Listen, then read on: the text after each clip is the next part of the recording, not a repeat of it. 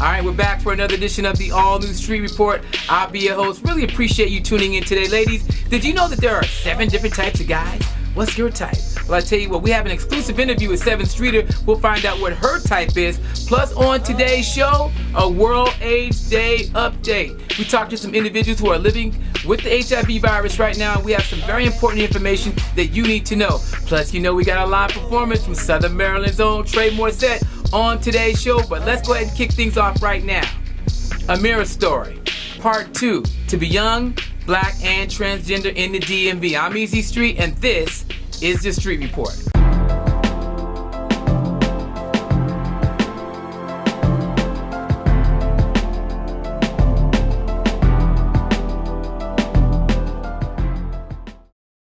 What age was that when you began to have that actual feeling that, hey, look, you know, I was born as a boy, but I feel like a woman? They'd tell me that kind of stuff, like, no, you don't play with dolls, you play with, because that's the stuff as little kids, you just naturally want to play with certain things. And I just naturally wanted to play with the girls wanted to play with. Most of your life, I knew I wanted to, like, put on my cousin's dresses and all that kind of stuff, but it was, you know, forbidden. I was like 5 years old, getting caught putting on lipstick and had on my cousin's dress. I didn't care anything else about, like, I didn't care if I lived in a box. As long as I got to be who I wanted to be, that meant everything to me. So, you know, at that point, that was when, you know, I felt like, okay, now I'm doing what I want to do. I'm free. This is who I am. I know that's right. I know that's right. So, Amirrio, tell me this. How did your father react to that? My father was actually better with it than my mom. Because, like, my mom's more aggressive than my dad. Like, my mom is the one that's, like, very militant. And all she would think was, oh, you know, you're gonna get HIV and, you know, somebody's gonna kill you. And especially when it came down to me actually living my life as a woman, she was just like, you know, she was terrified for me, you know, naturally being I was her child. But when she actually saw me dressed up, you know, as a woman, that kind of relaxed her. She was like, oh, you do look like a woman. Do you remember that moment when she saw you dressed up like a woman? Yes. Tell us the story of that. Well, I had a boyfriend at the time, and I was still kind of nervous of my mom seeing me dressed up. And so anytime I needed to get anything from her, I would send him upstairs to go get it from me because I didn't want her to see me. And one day I got my uncles and my dad was up there, and he's like, you need to tell her to come up here, you know. And so I came up, and she was like, so you're not gonna come see your mom? And you know, she's like, you look nice, and you know. Ever since then, we and her was real close. Like, you know, we go shopping and. You girls stuck together, right? Okay. Did that feel good? Yeah, very much so. So you were never, ever really interested in girls? I made myself, you know, I tried to make myself be what people wanted me to be. I've dated girls when I was a kid. I remember, like my mom, I was always so feminine, so they tried to toughen me up. So they wanted me to hang out with these boys. And so she would pay these guys to watch me. And they was, you know, all teenage boys, whatever. And I remember they made me like have sex with this girl. And I was only like 9. I don't know if we was even having sex. Okay. My mom, her whole intention for me hanging out with these guys was to toughen me up, for me to be around men. You know, in their mind. So she thought that she could be able to change and stop this process. She didn't see as at that time, I don't think she's saying it's a process of me becoming a woman, but saying it's a process of maybe a Corey hanging around some boys, maybe that'll kind of toughen me up. But it didn't, you know, I was who I was. And actually one of the boys raped me at that time. So, you know, that was my first time being, you know, abused. I was actually abused by a female as well, like my babysitter and all that kind of stuff. I didn't have like a whole bunch of friends and stuff in my teenage years. I was working like literally full-time. That produced the opportunity for you to be able to do whatever you wanted to do when you were 17. Yeah, but I spent most of that money just shopping on clothes and stuff like that. Like, I didn't save, I didn't have a plan on transition, and I just knew I wanted to wear what I wanted to wear. And I wasn't, it wasn't known as a transition then. You know, I just knew I wanted to dress as a woman. I knew I wanted to have breasts, but I knew I didn't have them, so I had to kind of compensate for them at the time. And that was really it. It wasn't like, I knew I had to get on hormones, but I had no idea how to get them. Like at this time, nobody was talking about this kind of stuff.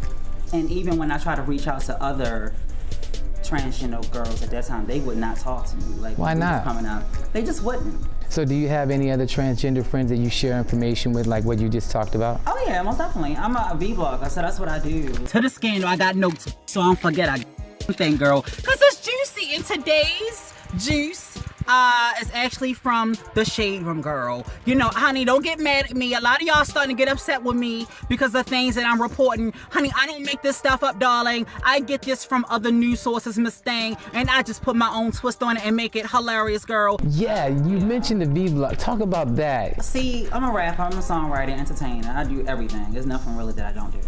And so you can't just be a rapper and a singer and a songwriter. You have to be able to do it all, and you have to be able to market things in a certain way.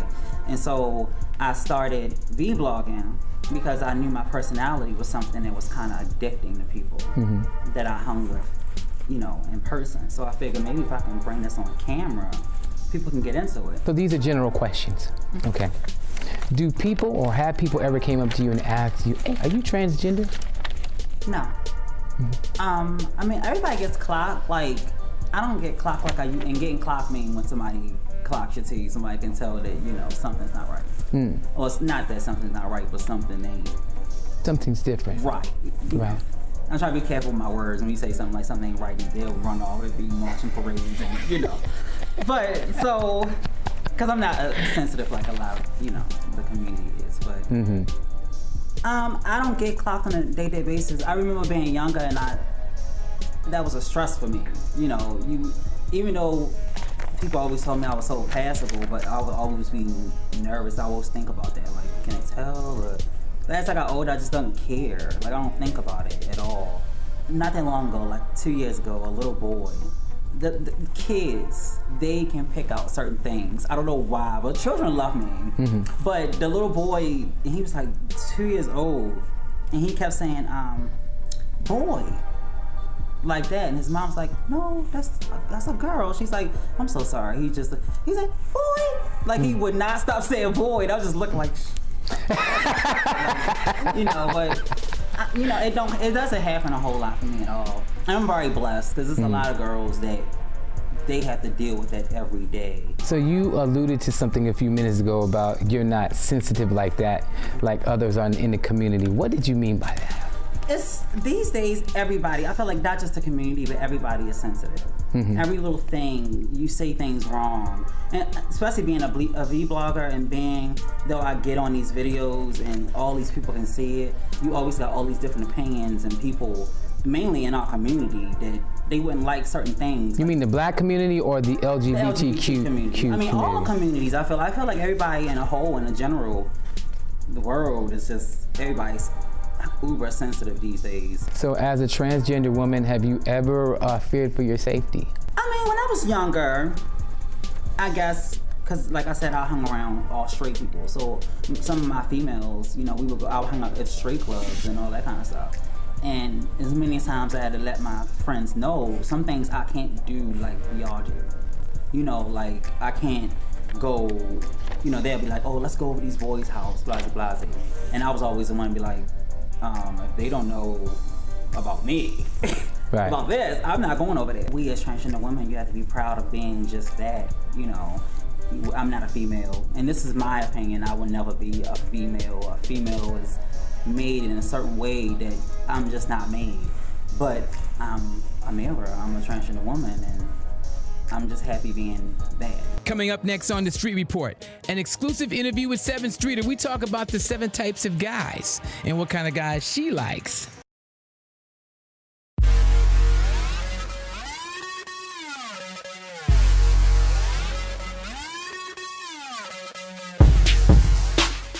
All right, welcome to another edition of the Street Report. Sevyn Streeter's here. What up? Street Report, Sevyn Streeter. It was meant to be. Yeah. It was just meant to be. So good to see you. Great to see you too. All right, so you got the hot single everybody talking about with Gucci on it. Probably. You probably heard it on the radio. Yes, you did. Now, you have the album, Girl Disrupted. Yes. Why that title? Oh man, because I had to really disrupt the girl within me, and when I say that, I just mean I had to put a mirror to myself and force myself to grow up in ways that that I was being a little naive and this album helped me do that. You know what I mean? Through writing, songwriting has always been my therapy. It's always gotten me through things, and through writing this album, I just realized a couple different things about myself. With Probably, it's a very confident, sexy, fearless type of record.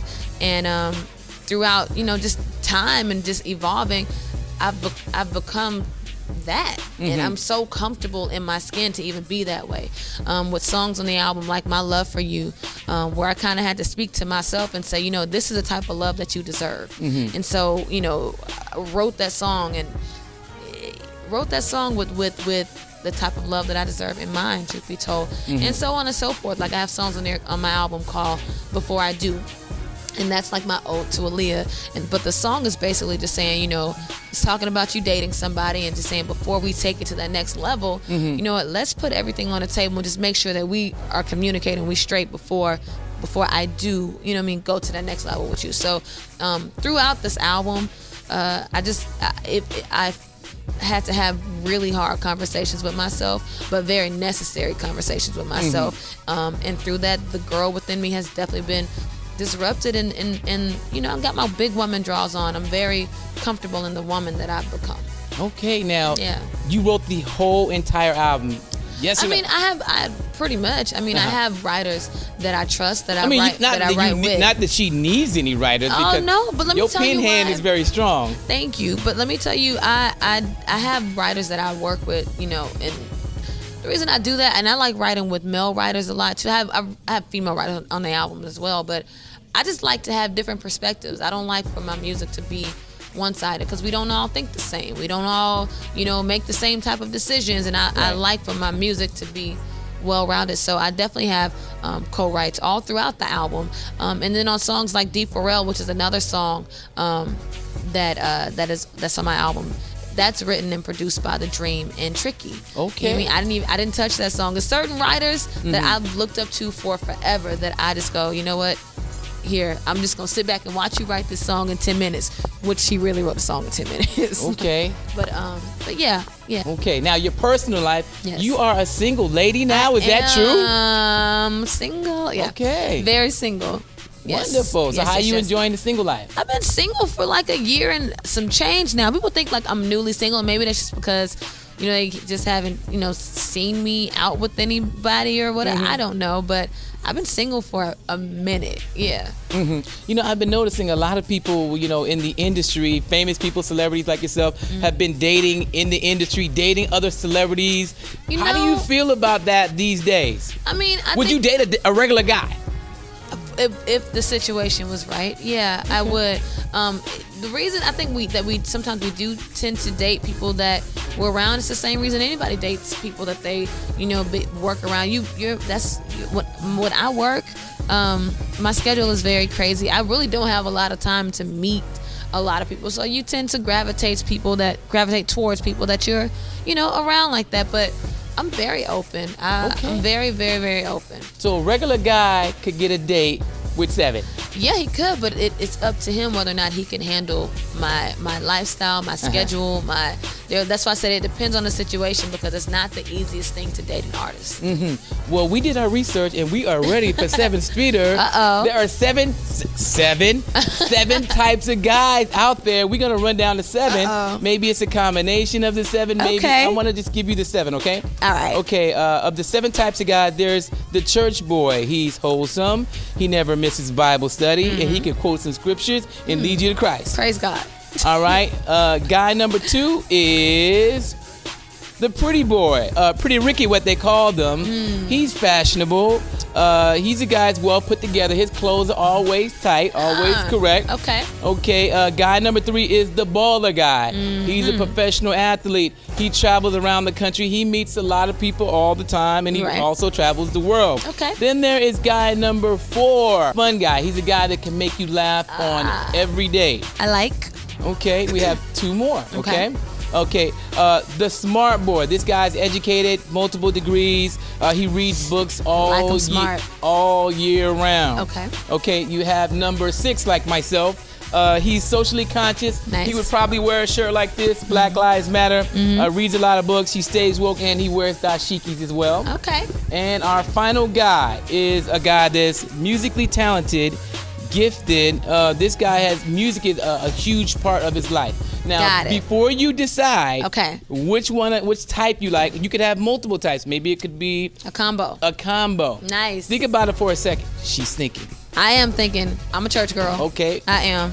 My mom was a minister. My aunt's my pastor. My uncle is a minister. My other uncle, listen here, it runs deep over here. Okay. So I'm gonna go church boy. I'm not worried about the fashion boy, because even if you can't dress, I'll help you with that. So I don't need the fashion boy. Church boy. The smart guy, because I love smart men. Like, to be able to sit here and hold a conversation with me is like, it's so high on my list, it's ridiculous. Okay. Church boy, smart guy. Don't really want him to be in music, but I don't need him to be. I live that every single day. Been there, done that. I live that every single day. Okay. And not that there's anything against it, but I'll handle the music side. So I feel like if you are smart, which I already put on my list, you got enough sense to be socially conscious. And you know what I mean? You got enough sense to be aware of you know, I'm gonna take socially conscious off list, because I feel like smart kind of covers that. Okay. If you're smart enough to love the Lord, and we can travel around and talk about it, listen here, we all good. All right. So those are my 3. That's my combo. All right. Thank Yes. you very much. Fellas, you saw that. You heard that straight from Sevyn. Make sure you get her album. Again, it's called Girl Disrupted. The Girl Disrupted. It's Yes. available right now. Go get that, all right? Thanks for your time. No, thank you. Coming up next on the all-new Street Report, we'll head on over to Southeast for a World AIDS Day update.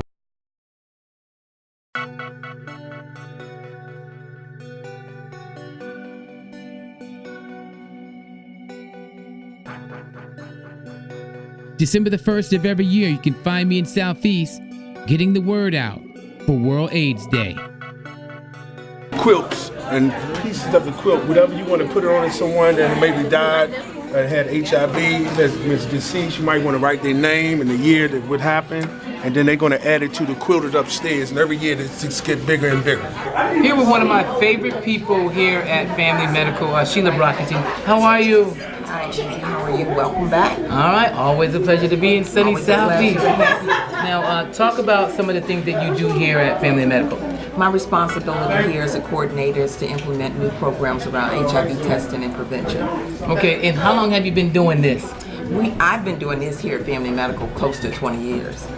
Wow, 20 years of this, and then you've seen the changes with the medication, with the process. Talk about each of these things, the medication change and also the process of the testing. As we very well know, there's always change. Individuals now are up to 1 pill a day on many medications, antiviral medications for HIV. But first, the most important thing is to get tested and know your status first. Can't be out here just walking around, and just don't know what's going on with your body. Not everybody cares about their body, but if you care about your body, you can make one difference in the world and maybe save that many other people. When an individual comes into Family and Medical Counseling Service, they are greeted and they are identified as wanting to have an HIV test. A tester would take them into an office and give them a pre-test to evaluate their readiness to take an HIV test. And once they evaluate them to take the HIV test, they will take the oral swab, or they can do a finger stick with Clearview. Okay, and once they take the test, their status is determined and whether or not they're positive or negative. And if they are positive, they will be linked to care immediately, if not to Family and Medical, to a provider of their choice. And if they're negative, they will be given additional prevention education materials, and they can go on their own. So you don't leave them high and dry. If somebody's positive, you have a whole process set up. I've been positive with HIV for 28 years, and it's been a struggle, but through the grace of God today, man, I'm living much better. I've seen a lot of people who didn't make this struggle. I think it's just because of God, man. I found this church called Union Temple Baptist Church, was one of the first churches that I ever knew that had an HIV ministry, and that was like 22 years ago. It was the only person that I know, Reverend Willie Wilson, was talking about HIV from the pulpit, something that you would never hear in a church. But today, that I take 1 pill a day now, but I used to take 18 pills twice a day. So the medicine companies are really, man, it's been blew my mind how the medicine has really overcome these days that we are taking today. So it's no more cocktails and that you had to drink this and take this and eat before you take that. They have some very good stuff out here today for you, man, if you fight this disease. Can we talk about condoms? Where are the condoms at? We have more than enough condoms around here. I can get you some before you leave. I can get some before I leave. Yes, absolutely. So people can come here and get free condoms all the time? We've always given out free condoms. We have given them out in the community. We give them out at the Department of Motor Vehicle. We give them out at the Income Maintenance Administration. We give them out on the van. We give them out when we're doing our blitz. We give them out at all times. Okay, so whatever happened to the abstinence message? I haven't heard that a lot lately. I think abstinence is still there. I think there are individuals who choose abstinence. However, there are more individuals who choose not to abstain from having sex. And so therefore all we're doing is being a vehicle to provide services, prevention measures for those who choose not to wait. So we're inside the truck now. This is Tyrone, and he handles the needle exchange program. Can I please apologize to you? Let me tell you why I'm apologizing to Tyrone. When we get out here as radio personalities and TV stations, radio stations, talking about how to prevent HIV and AIDS, I think a lot of times we forget the needle part. We talk about the heterosexual sex, we talk about the gay sex, but we miss the needle part. Right. Talk about the importance of us talking about the needle exchange program, which you work with every day. Right. So the importance about the needle exchange program is our job is to keep people safe. We don't want anyone sharing anything. You can always come to our truck. We have a schedule. We go all around the city Monday through Thursday, come to our office on Fridays, right here at the big chair. Our job is to keep you safe, man. Okay, so do people come on a regular and come into this vehicle and exchange needles with you? Every day. Every day? Yes, sir. On an average, if you had to put a number on it? On an average, I say about 30, 40 a day. So why the balloons, and what's the significance of what you do with these balloons? So what we do is we have a balloon relief, and it's in commemoration of all of those who have transitioned and who were HIV positive. Basically protection, getting great knowledge, reading about what's going on in the HIV world. It's not a death sentence. I've been living 28 years, man. I'm healthy probably than you, man. And another thing that, please, man, get tested. They ask you your name, you fill out some consent forms, they swab your mouth, you sit, they talk to you, make you feel comfortable, and they let you know. Please, brothers or sisters, if you're positive, please let somebody know if you're dealing in a relationship. Next on the Street Report, Southern Maryland's own Trey Morset performs on our show. Ladies and gentlemen, this is Trey Morset. What up, bro? What's up, man? Good to see you, man. It just made me feel real good. Absolutely, man. Now, Trey, let everybody know where you're from, bro. I'm from Southern Maryland, originally from Alabama, but I relocated to Maryland, so I live in Southern Maryland. That's Charles County. Shout out to Brandywine. St. Charles. Waldorf. All the way where they separate us from the DMV, but we're going to change that. La Plata, cool. Maryland, I see you. We're going to change that. It's cool. We coming up. We coming up. Talk about your music really quick, man. What you got going? Well, I put out an album. It's called I'm So VIP to Life. It's featuring Gorilla Zoe, actually Sherelle Rowe, Phil Day, Booby. It's on iTunes. It's on Spotify. Like I said, Trey Morset, I'm So VIP to Life. And we're working on a new album right now. For y'all that don't know, that country life is a little different than the life we live up here. It's real slow, not much going on, so it's a lot of like little things that could depress you kind of, because it's no money out there. Like rebel flags and stuff? I'm saying dirt. I'm a dirt road baby. When I say a dirt road baby, back roads. like I'm gonna tell you straight up.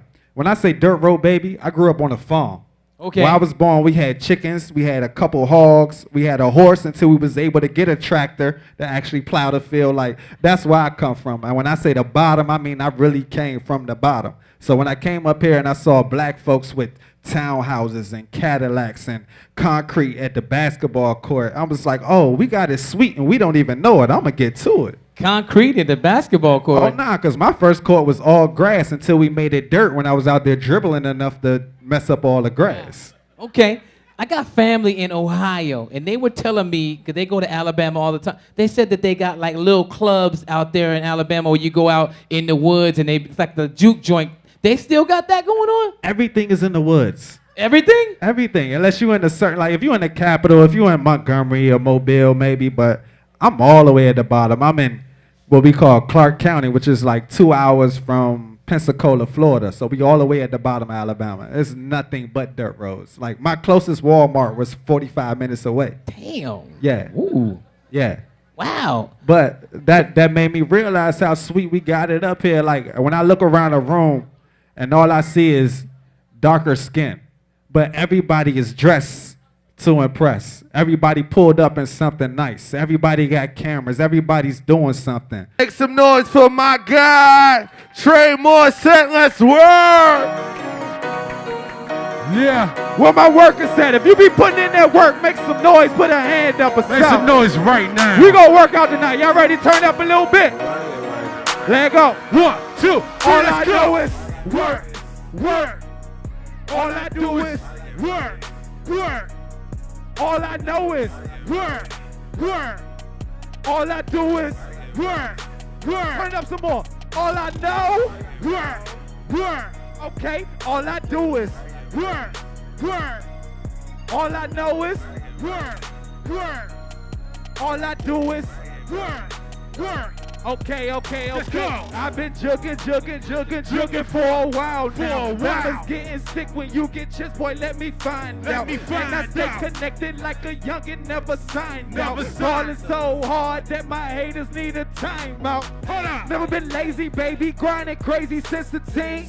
No Indian buster, maybe. F you pay me or F you mean. I be dipping to that paper like a money fiend. Tag say 187 whip game like a murder scene. Oh yeah. If you know me, you know I'm working hard like it's SOT. And I'm a proceed, so I proceed to get proceed. All I know is put in work as long as I'm alive. Then I go home and work my chick just like a 9 to 5. Work, work.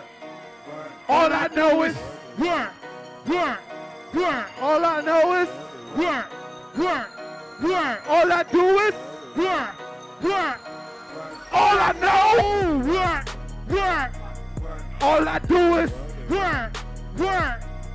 All I know is work, work. Hey, all I do is work, work. Talk to us. Mind on my money. My money. Money on my mind. My They mind. say time equals money. Money. So please don't waste my time. One time. Mind on my money. My money. Money on my mind. My They mind. say time equals money. So Money. please don't waste my time. Oh yeah, yeah. Now, baddest how she work the pole. Work the pole. See how they twerk for dough. Twerk for dough. And this gon' work for show. Monopoly collect a couple hundred just like pass and go. Bring it in, break it down, and break the team. I break the team I off. be working like Jamaicans with no green card. no green card. Work until my workers working. That's the mission. Old America's nightmare. Young black boy with ambition. Work. Let me see the fist up. If you love being Let me see the black, fist up. Let me put see your the fist fist in up. the air. If Okay. you love being black, You ready to turn up one time? hey, All I know, work, work, work, all I do is work, work, work, all I know is work, work, work, all I do is work, work. all I know. Thank y'all so much. Easy Trey street. Morset. I'm so VIP. I'm so VIP to life. Let's get it. Let's be great.